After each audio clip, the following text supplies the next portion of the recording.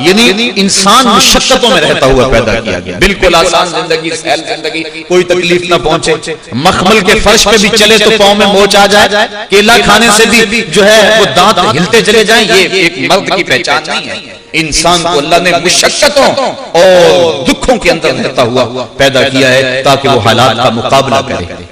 ہے شباب اپنے لہو کی آگ میں جلنے کا نام. اقبال نے کہا تھا کہ جوانی کیا ہے؟ کسی چوک اور موڑ پہ کھڑا ہونے کا نام جوانی ہے.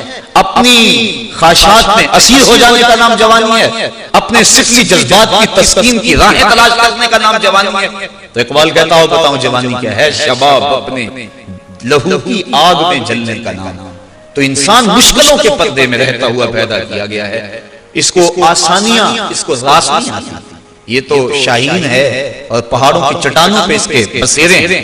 لہذا یہ قسمیں فرما کر کہا. اور قسم مکے کی کیوں فرمائی؟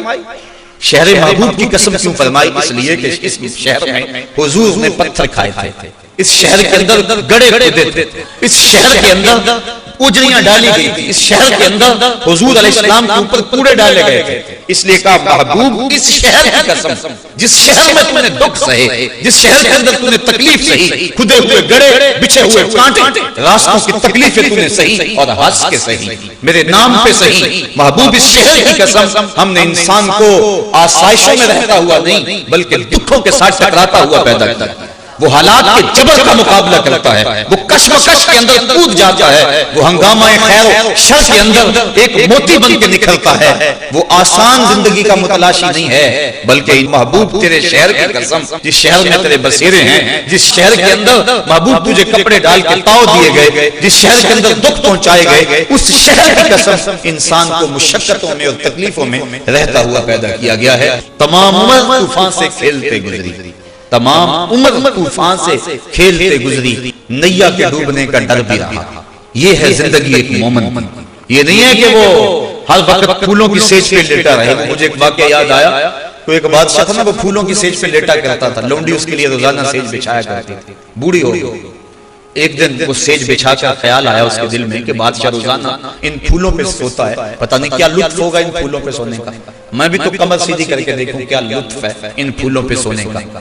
ساری زندگی وہ بادشاہ کے لیے سیج سجاتی رہی. آج سیج تیار کر کے ایک لمحے کے لیے لیٹی. سارے دن کی تھکی ہوئی تھی، آنکھ لگ گئی. بادشاہ جب اپنے کمرے میں داخل ہوا دیکھا کہ اس کی سیج پہ ایک لونڈی لیٹی ہوئی. اس نے فوراً تالی بجائی، خدام حاضر ہو.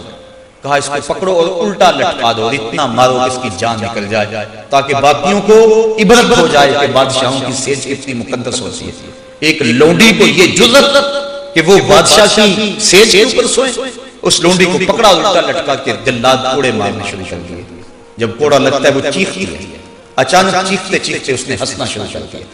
بادشاہ نے کہا رک جاؤ، اس لونڈی کو پوچھو روتی کیوں ہے، اسے یہ بھی پوچھو ہنستی کیوں.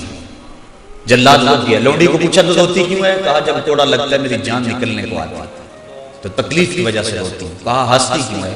کہا ہنستی اس بات میں ہوں، میں نے سوچا میں چند لمحوں کے لیے اس سیج پہ سوئی اور اتنی تکلیف آ رہی ہے جس کو عمر ہو گئی سوتے ہوئے اس کا کیا بنا. تو ہر بندہ چاہتا یہ ہے کہ میرے لیے دکھ کوئی نہ ہو، گھر میں آسودگی، گاڑی میں آسودگی، میں کوئی کام نہ کروں میرے لیے مشقت نہ ہو، آسودگی ہو جائے. یہ جو ڈبل شاہ کا کاروبار چلا یہ بھی اس لیے ہر بندہ چاہتا تھا یوں ہی میرے پاس پیسے آ جائیں، نہ مجھے کام کرنا پڑے، نہ دماغ لڑانا پڑے، نہ مجھے اپنے آزاد کو حرکت دینی پڑے. تو یہ انسان جو ہے وہ کیسے سوچ رکھتا ہے جبکہ اللہ تعالیٰ نے قسمیں فرما کر کہا محبوب ہم نے انسان کو مشقتوں میں رہتا ہوا پیدا کیا، دکھوں کے ساتھ نبھاؤ. اگر انسان قرآن کی اس فکر کو سمجھ لے تو بہت ساری تکلیفیں خود بخود ختم ہو جاتی ہیں. غربت، دکھ، بیماری، انسان لڑتا تو رہتا ہے لیکن شاکی رہتا ہے یہ میرے لیے یہ میرے لیے یہ. اور اس لیے انسان ایک تو تکلیف آ گئی، دوسرا جو ہے اس کو ایک اذیت بن گئی کہ یہ میرے لیے کیوں ہے. تو اگر وہ قرآن کے اس مزاج کو سمجھے کہ یہ تو مرد کے ساتھ ہوتا رہے گا، یہ کشمکش تو اس کے ساتھ جاری رہے گی، حالات کا ٹکراؤ تو اس کے ساتھ رہے گا، اس کو تو ان دکھوں سے گزرنا ہوگا، اس بھٹی کے اندر اپنے آپ کو ڈالنا ہوگا.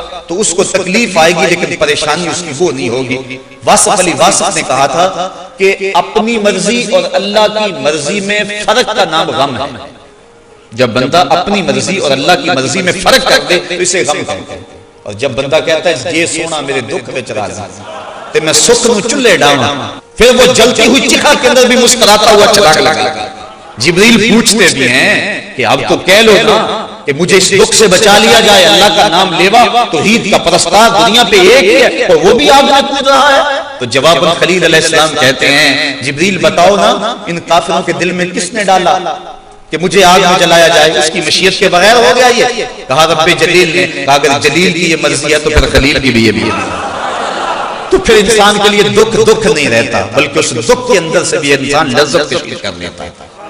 تو کہا انسان کو ہم نے مشقتوں میں رہتا ہوا پیدا کیا ہے، دکھ اس کا گھیرا کریں گے، بیماری اس کا گھیراؤ کریں گی، غربت پسماندگی اس کو تکلیف دے گی، لیکن یہ حالات کا جبر کا مقابلہ کرتے ہوئے آگے بڑھتا چلا جائے۔ لیکن انسان کی ایک اور فطرت، ایحسب ان لن یقدر علیہ احد، جب پھر اس کے پاس دولت آ جائے، اس کے پاس اقتدار آ جائے تو یہ کیا کہتا ہے؟ ایحسب، یہ گمان کرتا ہے، ان لن یقدر علیہ احد، اس پر کسی کی طاقت نہیں، یہ تو اتنی دولت ہے، اتنا اس کے پاس سرمایہ ہے، گن مین اس کے پاس دائیں بائیں آگے پیچھے چوکس رہتے ہیں، اس کا کوئی کیا بگاڑ سکتا ہے؟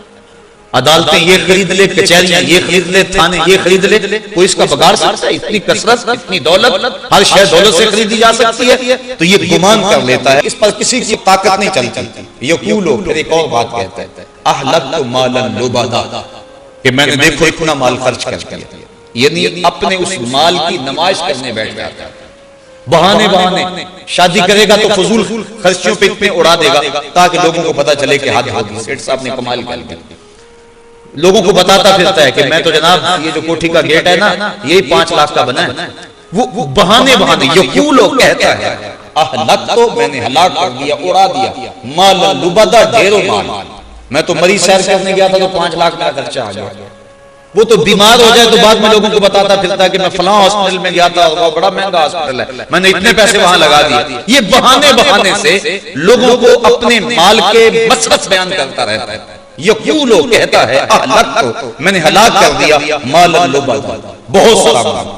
ایحسب ان لم یرہ احد، کیا یہ گمان کرتا ہے کہ اس کو کسی نے دیکھا نہیں؟ جو یہ کر رہا ہے، جو دادے عیش دے رہا ہے، جس پہ مال اڑا رہا ہے، جہاں خرچ کر رہا ہے، جہاں فضول خرچے اللہ تللوں میں اڑا رہا ہے، کیا یہ سمجھتا ہے کوئی آنکھ اس کی نگرانی نہیں کر رہی، کوئی نہیں اسے دیکھ رہا؟ آگے فرمایا الم نجعل لہ عینین، اس کی اپنی آنکھیں نہیں تھی؟ کیا ہم نے اس کو 2 آنکھیں نہیں دی تھی؟ ولسانا وشفتین، ایک زبان اور 2 ہونٹ نہیں دیے تھے؟ وہدیناہ نجدین، ہم نے خیر اور شر دونوں راہیں نہیں دکھا دی تھی اس کو؟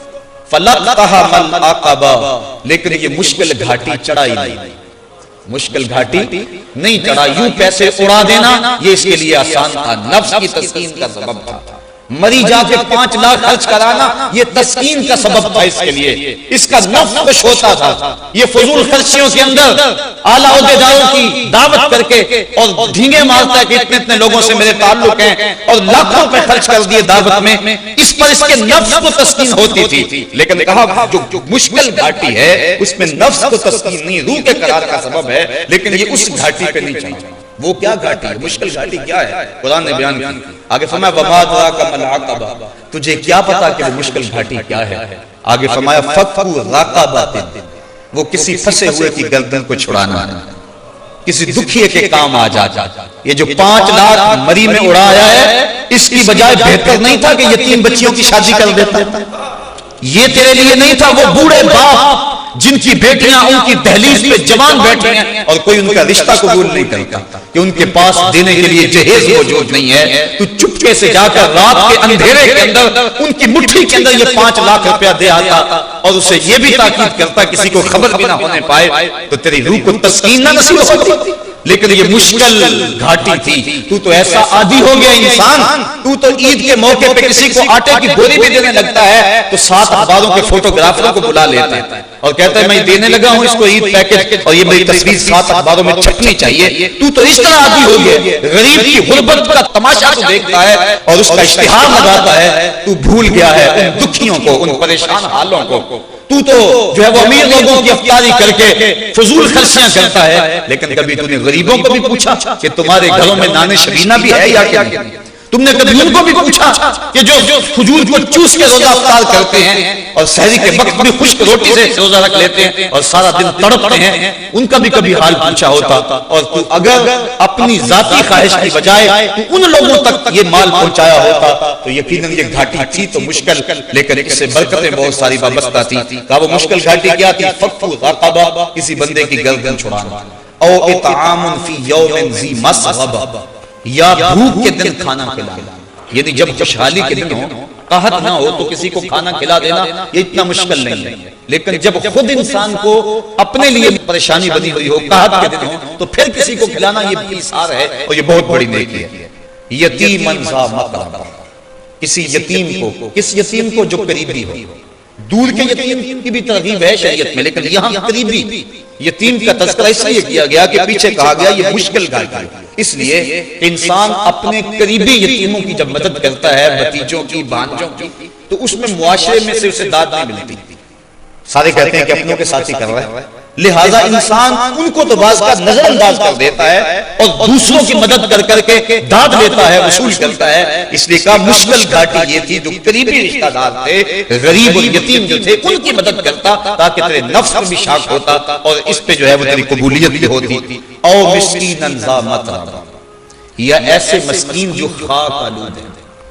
ایک تو وہ مسکین ہے کہ اگر ان کو خیرات دی جائے وہ تمہاری سخاوت کا ڈنڈورا پیٹیں گے، لیکن یہ وہ ایسے مسکین ہیں کہ ذا متربہ، جو مٹی سے ملے ہوئے، ایسے ان کی خستہ حالت ہے، اگر تم چپکے سے جا کے ان کو خیرات دے آؤ گے تو وہ تمہاری سخاوت کا ڈنڈورا نہیں پیٹیں گے، لہٰذا اس کی طرف انسان مائل نہیں ہوتا بلکہ اس سمت مائل ہوتا ہے جہاں اس کا اشتہار لگنا ہوتا ہے۔ تو کہا کہ مشکل گھاٹی یہ ہے، یتیمن ذا مقربہ او مسکینن ذا متربہ، خاک نشین مسکین کو، ثم کان من الذین آمنوا، اور پھر وہ لوگ جو ایمان لائے، وتواصوا بالصبر وتواصوا بالمرحمہ، آپس میں وہ صبر کی وصیتیں کرتے ہیں اور ایک دوسرے پر مہربانی کرنے کی وصیتیں کرتے ہیں۔ معاشرے میں دو ہی طبقے، ایک طبقہ خوشحال اور ایک طبقہ بدحال، دونوں کی ذمہ داری اس آیت کے اندر بیان کرتے ہیں۔ جو بدحال طبقہ ہے، دکھی طبقہ ہے، بیمار طبقہ ہے، غربت کی چکی میں پسنے والا ہے، اذیت میں مبتلا ہے، مظلوم طبقہ ہے، اس طبقے کی راہ ہے کہ صبر کر، صبر کے بدلے میں اللہ نے اجر رکھا ہوا۔ آقا کریم کی خدمت میں ایک بوڑھی حاضر ہوئی، عرض کی حضور مجھے مرگی کے دورے پڑتے ہیں اور جب مجھے دورہ پڑتا ہے تو میں گر پڑتی ہوں، سطر بھی کھل جاتا ہے اور بڑی پریشانی ہوتی ہے، میرے لیے دعا کریں کہ مجھے اس مرض سے نجات مل جائے۔ آقا کریم نے فرمایا اگر تو کہے تو میں دعا کر دیتا ہوں اور اگر تو صبر کرے تو اللہ جنت عطا فرمائے۔ اللہ اکبر۔ اب وہ عورت کیا کہنے لگی؟ کہا حضور مجھے جنت والا سودا قبول ہے، میں صبر کر لیتی ہوں، یہ 4 دن کی زندگی ہے، دوروں میں گزر جائے گی، کوئی بات نہیں، لیکن اتنی مہربانی تو فرما دیں کہ جب میں گروں تو میرا سطر نہ کھلا کرے، دورے ضرور پڑے لیکن میں عورت ذات ہوں، سطر نہ کھلے، یہ میرے لیے باعث شرمندگی ہے۔ تو آقا کریم نے اس کے لیے دعا فرما دی۔ جب وہ مرگی کے دورے سے گرتی تھی تو اس کا سطر محفوظ رہتا تھا، لیکن اس کو مرگی کے دورے مسلسل پڑتے تھے تو مومن کو جو کانٹا بھی چبھتا ہے اللہ اس کے بدلے میں بھی اس کو جنت عطا فرماتا ہے۔ ترغیب دی گئی ان لوگوں کو جو دکھ میں مبتلا ہے، جو مصیبت میں مبتلا ہے، جو بیچارے معاشی بدحالی میں مبتلا ہے، پریشانی اور دکھ میں مبتلا ہیں، ان کو کہا تم صبر کر کے رکھو۔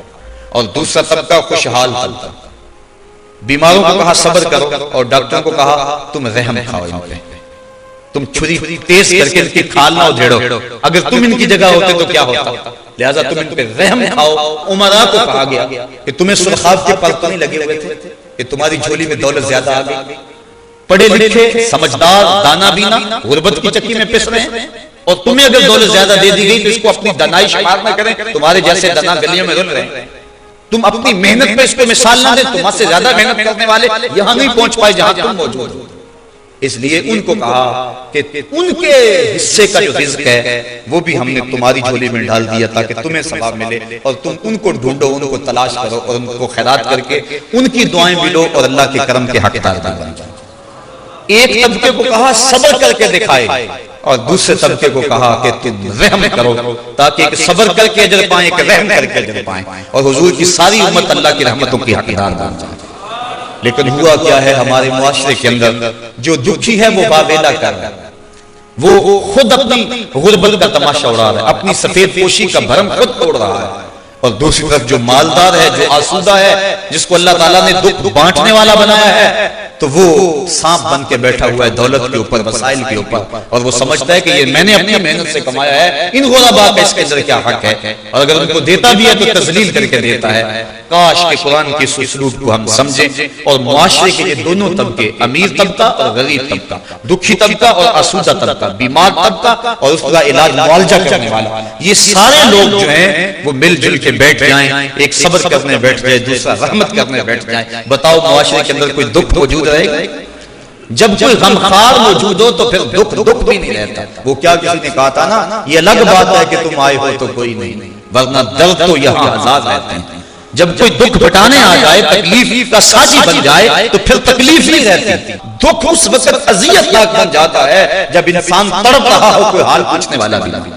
اس لیے معاشرے کے ان دونوں طبقوں کی ذمہ داریاں قرآن نے اس آیت میں بیان کی، اور یہی اس سورت کا عمود ہے، نقطہ کمال ہے اس سورت کا کہ آؤ اس سمت آ جاؤ اور دونوں طبقے اپنی اپنی ذمہ داریاں کو سمجھ لیں۔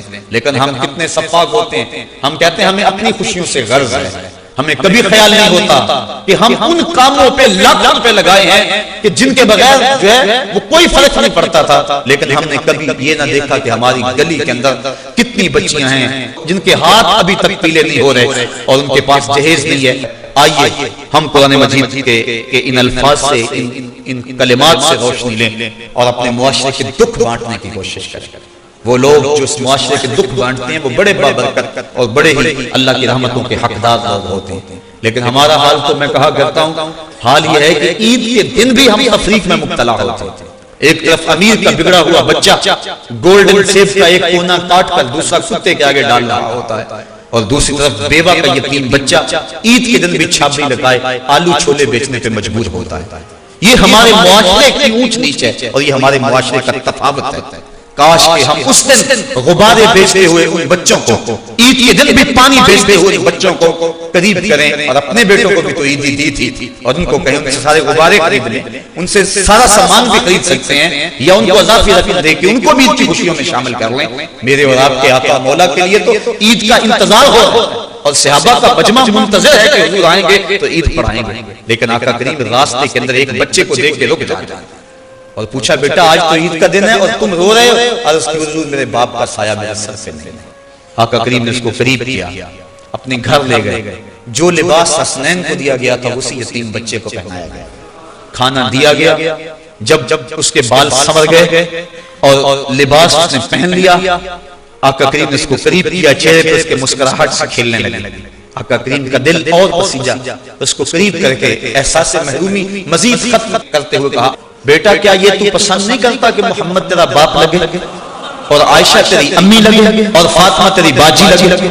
اس نے کہا یہ رشتے مجھے مل جائیں تو مجھے اور کیا چاہیے؟ کہا آج کے بعد یہ رشتے تیرے۔ اب ایک انگلی سے حسنین اور ایک انگلی سے وہ یتیم بچہ، اور عیدگاہ کی طرف بڑھ رہے ہیں، اور بچے بھی اپنے ماں باپ کے ساتھ جا رہے ہیں، لیکن یہ بچہ اللہ اکبر ناز کر رہا ہے اپنے مقدر پہ، اور باقی بچوں کی آنکھوں میں آنکھیں ڈال کے زبان حال سے کہتا ہے تھا تو یتیم، لیکن آج یتیمی کا مزہ آ گیا کہ مصطفیٰ کی انگلی تھامے جائے۔ کاش ہم اپنے معاشرے کے دکھ بانٹیں۔ عید کا موسم آ رہا ہے، یہ رمضان گزر رہا ہے، ہمیں اپنے بھوک سے احساس ہوتا ہے کہ نہیں کتنی عجیب بھوک ہے، لیکن وہ لوگ جو ترستے ہیں نان شبینہ کے لیے بھی ان کو ڈھونڈیں۔ معاشرے میں غم تھوڑے نہیں، سارے ہم بانٹ بھی نہیں سکتے، لیکن جہاں تک ہو سکے ہم معاشرے کے دکھ بانٹیں، معاشرے کے دکھوں میں شریک ہوں۔ اللہ تعالیٰ جل شانہ اپنی رحمتیں ہمارے اوپر نازل فرمائے۔